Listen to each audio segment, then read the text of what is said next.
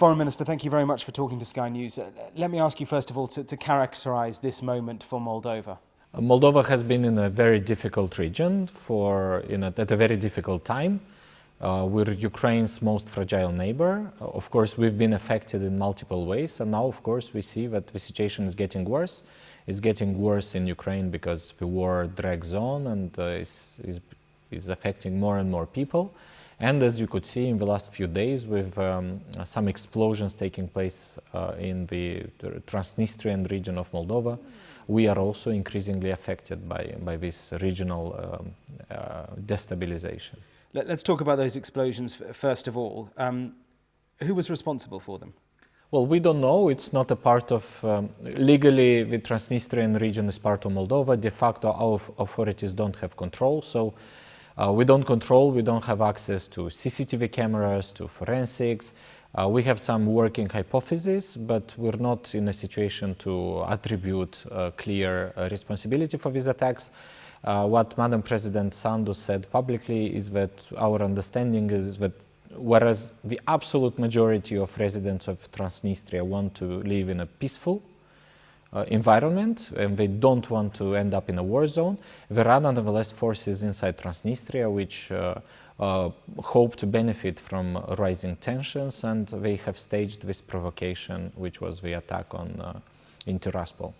To what extent does the future of your country as an independent nation depend on Ukraine's success at pushing back Russia?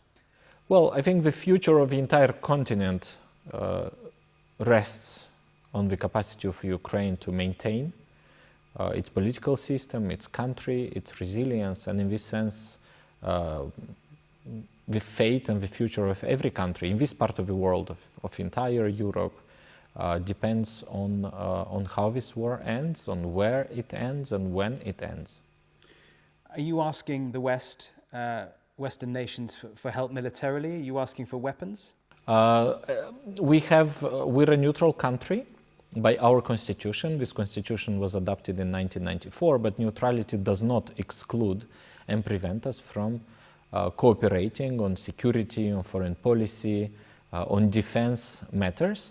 We're not at the stage of talking about weapon supplies, but of course we have, for a long time, we've had very good cooperative links between our Ministry of Defense and our partners, between our police and our partners, and those conversations still continue, and there's projects where our military cooperates with NATO member states. Russia has now openly said, it was a Russian general a week or two ago, openly talked about an exit through to Transnistria. They are trying to join the dots, east to west through southern Ukraine, and potentially link up the breakaway state of Transnistria.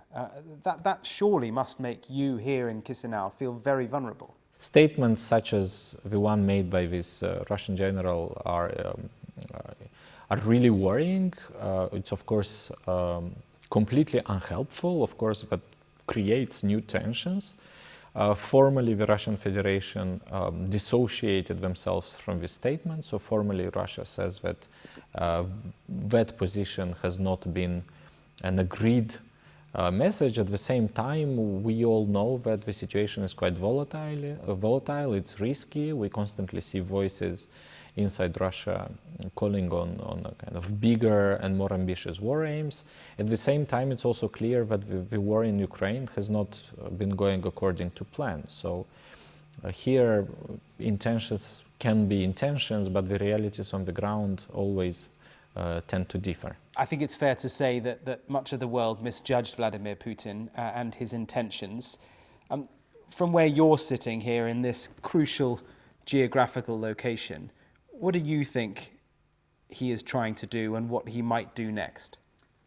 I mean, we're not in a position to speculate or predict, but it's our responsibility to be preparing for the full spectrum of scenarios and contingencies, and that's what a government normally does. So if you ask me what are we preparing for, I'll tell you that we're preparing for positive scenarios, but also for very negative ones, and everything in between. And that's our obligation, irrespective of what other countries, other leaders plan to do, or maybe they don't plan now, but they will plan in a couple of years. The responsibility of a government, of a security sector, of a defense of the defense, of the institutions responsible for the defense of the country is always to be planning for the full spectrum of threats. And to that end, you don't rule out asking for weaponry to defend yourselves if it came to that? Listen, we're not in a position of now prejudging of how things will evolve.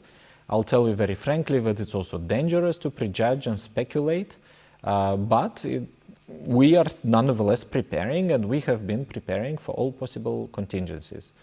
And what exactly we do within this preparation, we prefer not to discuss in details when it comes to things to the future, which we of course cannot predict.